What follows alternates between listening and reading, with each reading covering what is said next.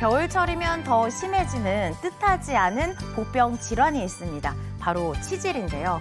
하지만 이 선입견 때문에 차마 얘기하지 못하고 꽁꽁 감추다 병을 키우는 사례가 많은 질환이기도 합니다.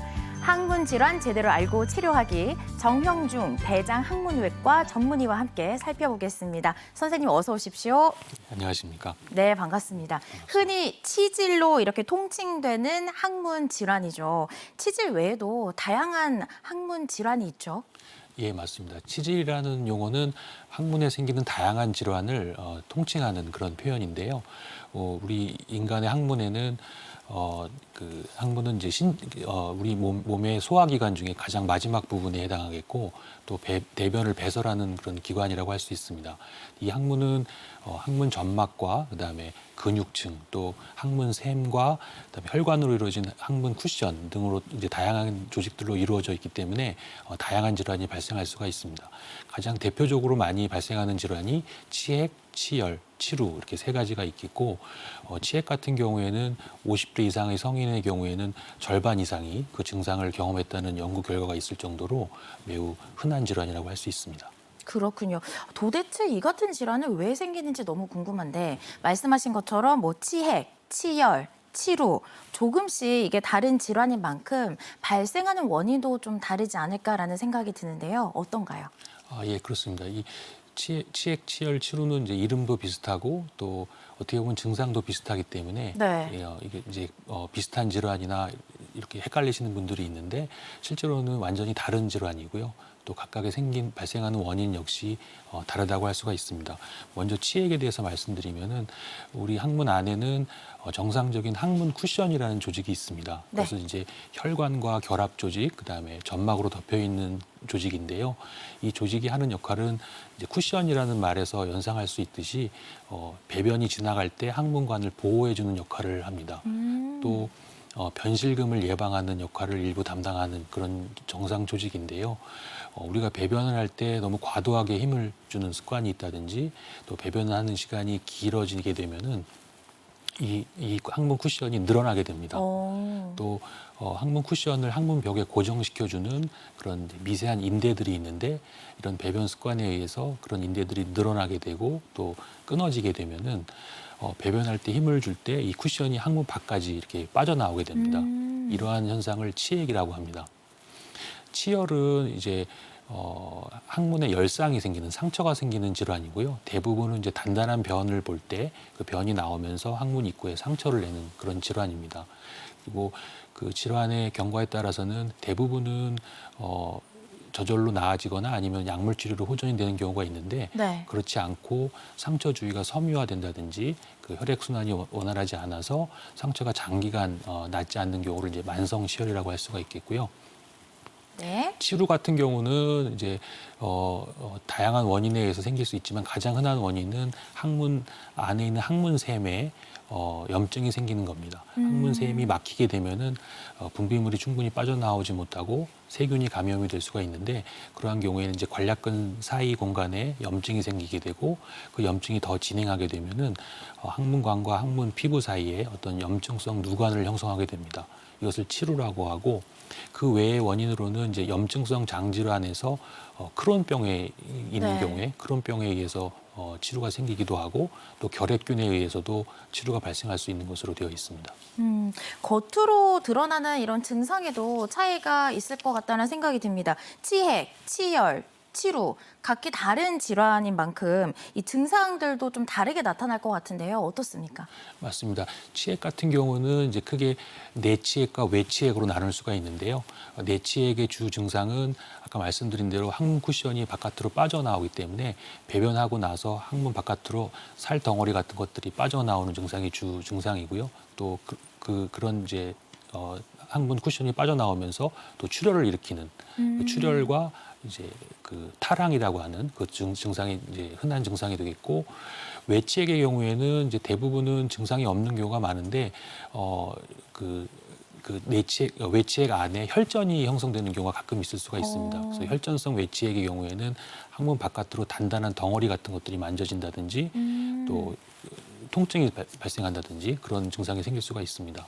치열 같은 경우에는 단단한 변이 항문관을 빠져나올 때 항문이 찢어지는 느낌이 난다든지 또 피가 이 휴지나 이런 네네. 변에 묻어나는 증상, 그 증상이 주된 이런 경우 종종 있죠. 맞습니다. 증상이 되겠고 치루 같은 경우는 이제 주로 이제 그 염증이 생겨서 항문 주변이나 관략근 사이에 농양이 생기는 경우에는 통증이 심하게 발생할 수가 있겠고 또 몸에 발열이나 이런 것들이 올 수가 있으며 또 치루관이 형성되면서 항문 주변 피부에 어떤 상처가 생기고 그 상처를 통해서 진물이나 피가 나오는 그런 증상도 생길 수가 있습니다. 비슷한 듯 하지만 증상은 완전히 다르네요. 그렇습니다. 네, 이 같은 항문 질환의 고통을 담은 짧은 영상이 있어서 잠시 보고 난 뒤에 이야기 계속 나눠보겠습니다.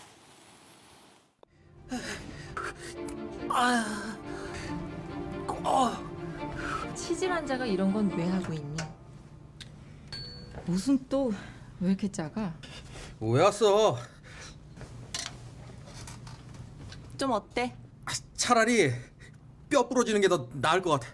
야, 너는 치질에 치열에 치핵에 살아있는 게 신기할 정도야. 아 좀 그만. 그만해. 옆으로 돌아 누워봐.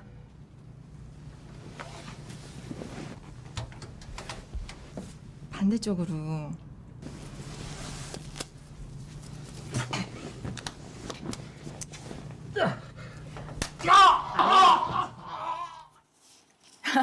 지금 영상이 전공이 이제 친구들인데 의사도 이렇게 치질에 걸릴 수 있나 싶어요. 지금 보니까 뭐 치핵, 치루, 치열 다 걸렸거든요.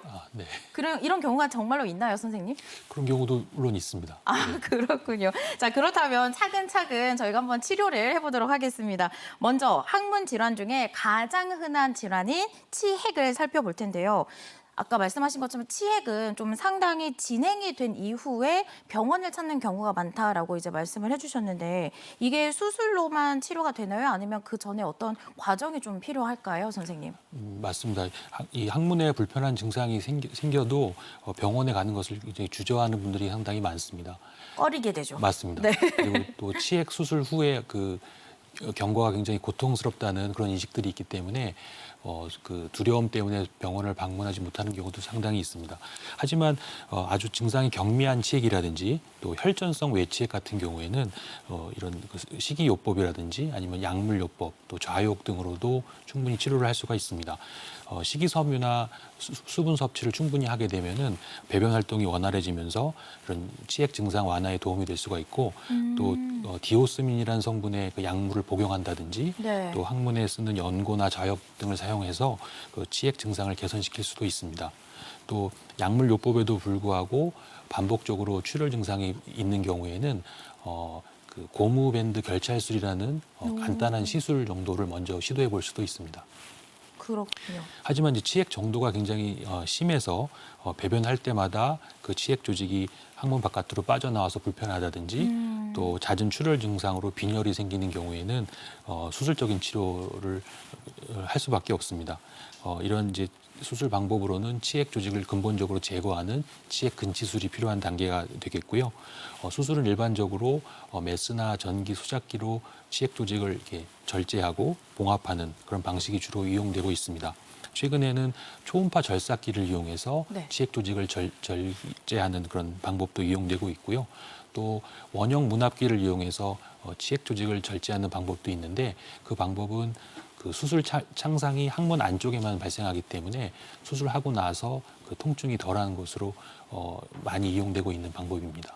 그렇군요. 병을 키우지 말고 일단 피가 살짝 비추면 병원을 찾아가는 게 제일 좋을 것 같네요. 맞습니다. 네. 간혹 근데 선생님 이런 것도 있어요. 치질 수술 하지 마십시오. 이런 영상이나 글들을 저희가 자주 볼 수가 있거든요. 네. 근데 이러다가 적기를 놓치면 말씀하신 것처럼 오히려 더 큰 병을 내가 키워서 병원에 갈 수도 있을 것 같은데 그렇습니다. 치핵 수술의 적기 언제가 가장 좋을까요? 치핵을 이제 그 증상의 정도에 따라서 1도에서 4도까지 보통 나누게 되는데요. 1도의 경우에는 이제 그 항문 조직, 쿠션 조직이 항문 바깥으로는 빠져나오지 않는 그런 단계를 1도라고 하고 네. 2도는 이제 배변할 때 그 조직이 항문 바깥으로 빠져나오지만 배변 후에 자연스럽게 다시 들어가는 네. 그 단계가 2도입니다. 3도는 그 배변할 때 빠져나온 조직이 저절로는 들어가지 않아서 네. 이렇게 손으로 살짝 밀어주면은 들어갈 수 있는 단계. 외부 힘에 맞습니다. 의해서. 예. 그래서 보통 이 3단계부터는 이제 수술적인 치료가 필요한 것으로 되어 있고요. 하지만 그 3단계가 되지 않더라도 배변할 때 출혈이 자주 일어난다든지 그 배변할 때 항문이 빠져나온 증상으로 불편한 증상이 생기는 경우에는 수술적인 치료를 하기도 합니다.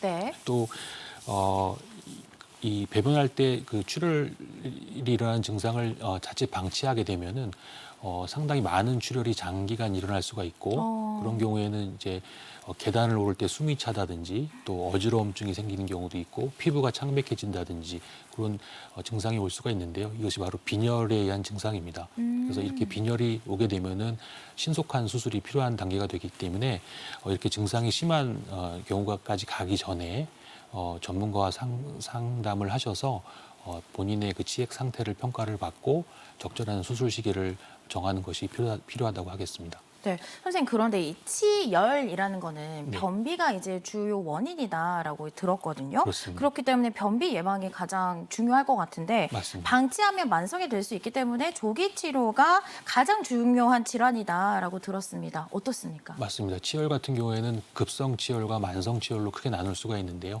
급성 치열의 경우에는 식습관을 바꾼다든지 이런 약물 치료만으로도 충분히 회복이 가능합니다.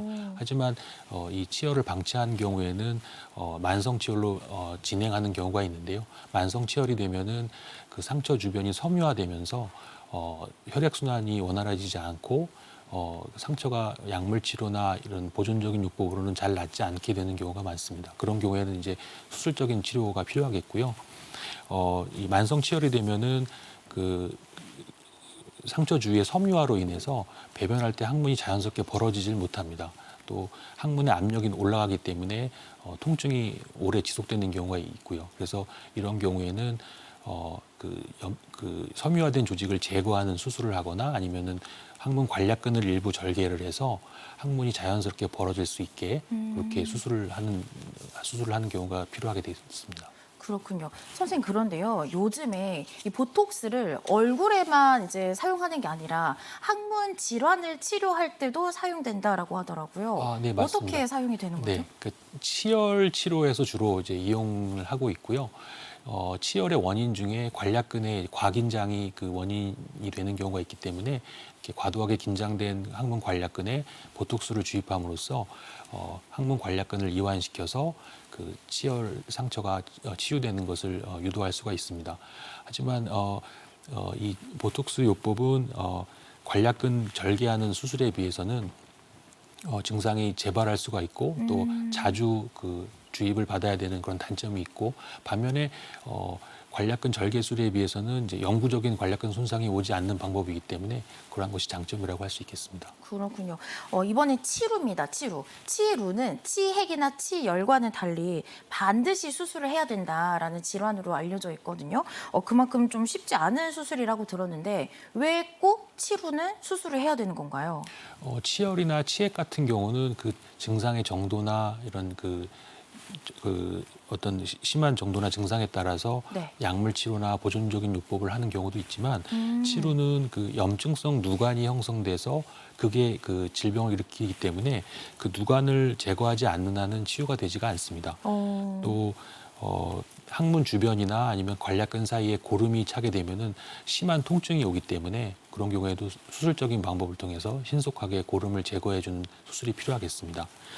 수술은 보통 단순 치료의 경우에는 그 치루관을 절개해서 염증 조직을 제거하는 방식을 주로 사용하고 있고요. 그 치루의 타입에 따라서는 관략근 전층을 다 관통하는 형태의 치루가 있게 되는데 네. 그런 경우에는 관략근을 절개하지 않고 관략근을 보존하는 그런 누관 결찰술이라는 수술 방법이 있습니다. 또 아주 복잡한 타입의 치료의 경우에도 점막 피판술이라는 방식을 통해서 수술을 할 수가 있습니다. 그렇군요. 그럼 선생님, 치핵, 치열, 치루 이 외에도 알아두면 도움이 될 만한 항문 질환은 또 어떤 게 있을까요? 그 외에는 치핵과 아주 증상이 유사하다고 볼 수가 있는데요. 치핵이요? 맞습니다. 그러니까 항문 쿠션이 빠져나오는 치핵과는 달리 네. 항문보다 더 안쪽에 있는 대장을 직장이라고 하는데요. 직장의 전층이 배변할 때 항문을 통해서 빠져나오는 직장 탈출증이라는 병이 있습니다. 또 치루와 유사하게 항문 주위에 염증이 생기는 질환 중에 그 모소낭이라는 질환이 있습니다. 이것은 이제 치루와는 발생 기전이 완전히 다르지만 항문 주위에서는 이제 꼬리뼈 주위에 주로 염증이 생기는 그런 질환으로 알려져 있고요.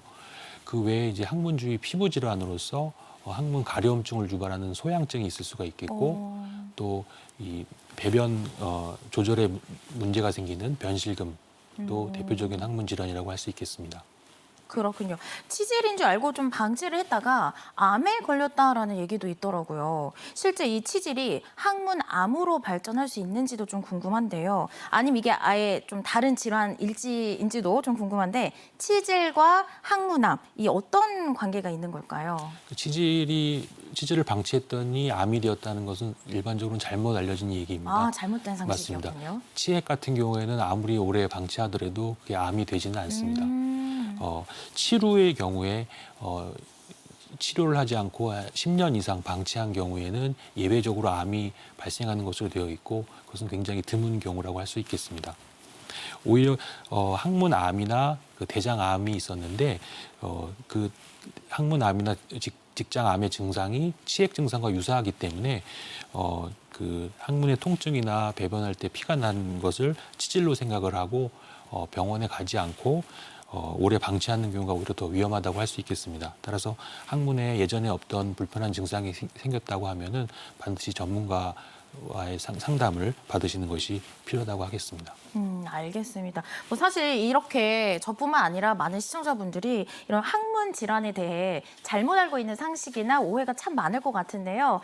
이런 잘못된 상식을 타파하는 시간입니다. 항문 질환에 대한 오해와 진실, OX 퀴즈로 한번 풀어보도록 하겠습니다. 첫 번째 퀴즈입니다. 치질은 겨울에 많이 생긴다. 맞으면 O, 틀리면 X. 정답은? O입니다. 겨울에 더 많이 걸리는군요. 그렇습니다. 겨울철에 추운 날씨로 인해서 신체 활동이 줄고 또 혈관의 수축이 일어나게 되면은 혈액 순환이 원활하지 않기 때문에 치질 증상이 더 자주 발생하는 것으로 되어 있습니다. 실제로 월별 그 수술 통계를 보면은 겨울철에 다른 계절에 비해서 30% 정도 더 환자들이 늘어나는 것을 볼 수가 있습니다. 또 연말에 잦은 회식이나 그런 술자리 같은 것들이 이런 겨울철 그 치질 발생을 더 많이 일으키는 것으로 생각되고 있습니다. 그렇군요. 두 번째입니다. 직업과 항문 질환은 관련이 있다. 있으면 O, 아니다. X. 정답은 X입니다. 관련이 없다. 네. 네. 그러니까 특정한 직업군에서 또 항문 질환이 자주 발생한다는 그런 연구 결과는 없습니다. 다만 장시간 앉아서 일하는 사무직이라든지 장거리 운전을 하는 그런 직업들에서는 항문 질환에 취약한 환경에 노출될 수 있기 때문에 뭐 1시간마다 스트레칭을 한다든지 가벼운 걷기를 한다든지 또 충분한 수분 섭취를 해서 항문 질환을 예방하는 노력을 하는 것이 필요하다고 할 수 있겠습니다. 네. 세 번째 퀴즈입니다. 항문에 출혈이 많으면 치질이다. 맞으면 O, 틀리면 X. 정답은 X입니다. 치질이 아닌가요? 물론 이제 항문에 출혈이 생기는 원인 중에 가장 흔한 것이 항문 질환은 맞습니다. 네. 다만 항문 질환 외에도 대장이나 직장에 용종이나 암이 있는 경우에도 출혈이 있을 수가 있고 또 염증성 장질환이 있어도 출혈이 있을 수가 있습니다. 또 그 전립선 암이나 자궁암으로 인해서 방사선 치료를 받는 병력이 있는 분들은 직장에 염증이 생길 수 있기 때문에 그러한 경우에도 항문 출혈이 발생할 수가 있습니다. 네, 다음 퀴즈입니다. 좌욕은 많이 하면 할수록 좋다. 맞으면 O, 틀리면 X. 정답은 X입니다. 많이 하면 안 좋나요? 좌욕은 한 번 할 때 5분 이내로 하는 것이 좋습니다. 한 번에 5분 너무 이내. 오랜 시간을 하거나 아니면 너무 자주 하는 경우에는 항문 주위 피부가 짓무를 수가 있고 또 좌욕하던 자세를 너무 장시간 취하게 되면은 오히려 치핵 증상이 더 악화될 수가 있습니다. 네, 5분 이하로. 마지막입니다. 치질은 수술 후에도 재발하기가 쉽다. 맞으면 O, 틀리면 X.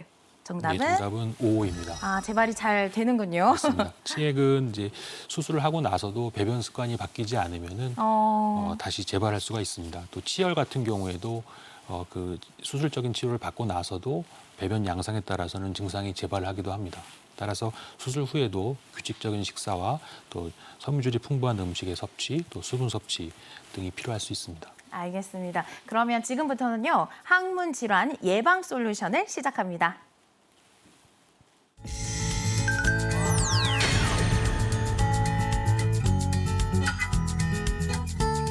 선생님, 먼저 우리가 어떤 것을 먹고 마시느냐가 참 중요할 것 같거든요.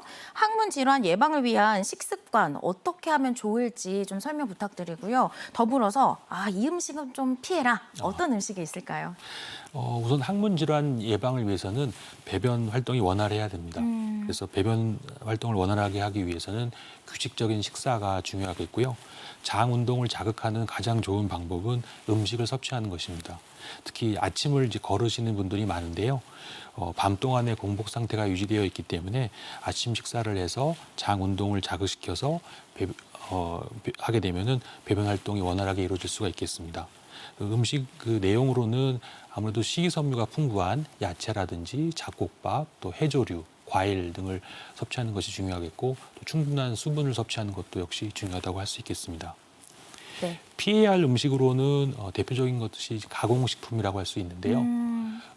패스트푸드라든지 아니면 뭐 냉동식품, 즉석식품 이런 것들을 요새 초가공식품이라고 얘기를 하더라고요. 근데 이 초가공식품의 문제는 뭐냐면은 열량은 높은 반면에 그 식이섬유 성분이 굉장히 적습니다. 그래서 이런 것들을 자주 섭취하게 되면 변비가 유발될 수가 있습니다. 편리함 때문에 참 많이 먹는데 말이죠. 맞습니다. 또 과도한 음주 역시 변비나 설사를 유발할 수가 있고 또 혈압을 높이기 때문에 항문 정맥의 압력 역시 올라갈 수 있어서 치액 증상을 악화시킬 수가 있습니다. 또 카페인의 과도한 섭취 역시 이런 그 장 운동에 영향을 줄 수가 있기 때문에 2차적으로 항문 질환을 유발할 수 있겠다고 할 수 있습니다. 네, 선생님, 항문 질환 예방을 위해서는 좌욕이 좋다라고 말씀하셨는데 OX 퀴즈에서 말씀해 주셨죠. 5분 이하로 해라. 맞습니다. 이 외에 올바른 좌욕 방법 또 있다면 소개 부탁드려요. 좌욕을 이제 따뜻한 물로 하게 되면은 항문 관략근이 이완이 되고 혈액 순환이 개선되기 때문에 다양한 항문 질환의 그 증상들을 완화시킬 수가 있습니다. 그래서 가장 중요한 것은 좌욕 물의 온도가 되겠고요. 온도는 38도에서 40도 정도가 적당합니다. 근데 이 온도는 온도계가 있다면 그걸 재서 하면 좋겠지만 온도계가 없는 경우에는 우리가 대중목욕탕에 갔을 때 네. 온탕이나 열탕 정도의 온도가 바로 이 온도에 해당합니다. 따뜻한 정도네요. 맞습니다. 네. 예. 그래서 이러한 온도로 좌욕을 하는 것이 중요하겠고 이것보다 온도가 더 높아지면은 이제 그 피부 화상이나 이런 피부 손상의 우려가 있을 수가 있겠고요. 너무 낮은 온도로 좌욕을 하게 되면은 그 좌욕의 효과가 떨어진다고 볼 수 있겠습니다. 그렇다면 좌욕과 함께 네. 혈액 순환을 위한 운동 방법도 함께 찾아보면 좋을 것 같은데요. 항문 질환에 좋은 자세라든지 운동이 있다면 소개해 주시죠. 항문 질환에 직접적으로 유익한 그런 운동이나 자세는 없습니다. 없나요? 다만 이제 배변 활동을 원활하게 하는 그런 해서 2차적으로 간접적으로 항문 질환을 예방할 수 있는 그런 운동은 있다고 할 수 있는데요. 네. 그것은 이제 걷기나 뭐 줄넘기, 조깅 같은 이제 유산소 운동이라고 할 수 있겠습니다. 이러한 운동은 심폐 기능을 강화시키고 체중 감량에도 도움이 되지만 혈액 순환도 좋게 하고 장 운동 역시 촉진시킬 수 있기 때문에 이런 운동을 규칙적으로 하게 되면은 배변 활동이 원활해질 수가 있겠습니다. 네.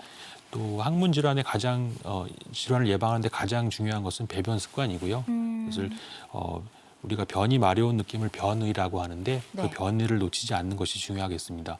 또 배변 시간을 너무 길게 갖는 것도 좋지 않겠습니다. 예를 들어서 그 일정한 규칙적으로 배변하는 것이 건강하다는 인식 때문에 매일매일 그 일정한 시간을 정해놓고 배변을 시도한다든지 또 출근하기 전에 배변을 해결하기 위해서 아직 몸은 준비가 안 됐는데 화장실에 가서 억지로 이렇게 힘을 주면서 배변을 시도한다든지 이러한 것들이 좋지 않은 습관이 되겠고요. 네. 또 화장실에 앉아서 이렇게 스마트폰을 본다든지 책을 보는 습관 역시 항문 질환에는 좋지 않은 습관이라고 할 수 있겠습니다. 몇 분 이하로 끝내야 될까요? 그것은 이제 개인차가 있는데 네, 보통 그래도? 저희들은 5분에서 5분 10분 이내로. 이내로 하는 아. 것을 권장하고 있습니다. 알겠습니다. 자, 돈은 숨기고 병은 소문내라고 했던가요? 감추기만 하다가 더 큰 고통을 겪지 않도록 빠른 진단과 치료로 여러분의 건강한 일상을 지켜내시기 바랍니다. 지금까지 정형중 대장학문외과 전문의와 함께했습니다. 오늘 말씀 고맙습니다. 감사합니다. 연말을 앞두고 미뤄뒀던 건강검진 받는 분들 많으시죠? 다음 이 시간에는 건강검진으로 우리 건강 지키는 방법에 대해서 살펴보겠습니다. 관련해 궁금한 사항을 건강 365 코너 댓글란에 달아주시면 전문의와 함께 자세히 소개해드리도록 하겠습니다. 다음 이 시간에도 많은 기대 부탁드립니다.